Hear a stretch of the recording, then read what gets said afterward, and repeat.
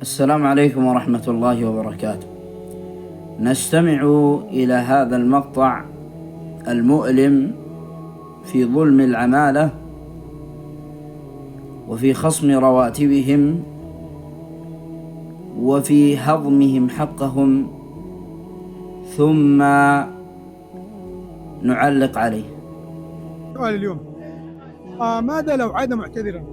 ما في معلوم بابا، انا ما في معلوم ايش كلام. ماذا لو عاد معتذرا؟ يعني نفر زعل انت بعدين يجي كلام اسف، معليش.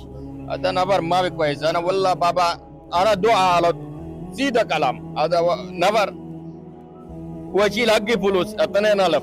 يعني في نفر شيل حقك. ايوه ما في جيب، حرامي هذا نفر. انا اسوي دعاء هو بعدين 4 شهور بعدين هو يسوي التليفون هو كلام معلش انا اجيب فلوس. يعني 4 شهور شيل فلوس والله حقك. بالله بابا ما يجيب. انا اسوي دعاء والله بابا.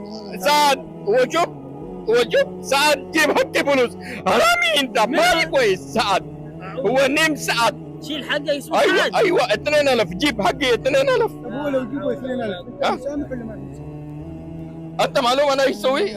انا اروح كل شغل هذا بعدين نفر ودي انا فلوس حقه. انت شغل بعدين هو شيل فلوس. ايوه كلام سلف ولا 4 شهر انا كيف هو شيله؟ حرامي. هو يسوي منا حركات. هو حركات زياده ما في كويس. هذا نفر والله بالله بابا ما في كويس. هذا نفر هو ودى 2000 الان. انا اسوي دعاء بس ثاني ما في. انا اسوي انا كلام الله كريم واجيب حقك فلوس. خلاص ان شاء الله رجع. ما في مشكله بابا. ان شاء الله. سعد رجع. خلاص اترني يا لسني كده يا والله بابا ما في كويس. هذا نفر. رأيتم إخواني الكرام هذه الدموع وهذا البكاء لن يضيعه الله أبدا. النبي عليه الصلاة والسلام يقول: قال الله تعالى: 3 أنا خصمهم يوم القيامة، ومن كان الله خصمه هلك. ومنهم رجل استأجر أجيرا فاستوفاه فلم يعطه أجره.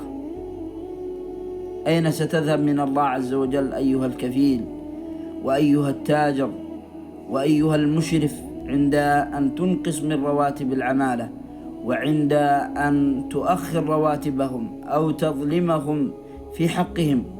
ولا تحسبن الله غافلا عما يعمل الظالمون، إنما يؤخرهم ليوم تشخص فيه الأبصار. الظلم ظلمات يوم القيامة، واتق دعوة المظلوم فإنها ليس بينها وبين الله حجاب. لا تظلمن إذا ما كنت مقتدرا، فالظلم يرجع عقباه إلى الندم. تنام عيناك والمظلوم منتبه، يدعو عليك وعين الله لا تنم. حسبنا الله ونعم الوكيل في كل من يظلم عماله.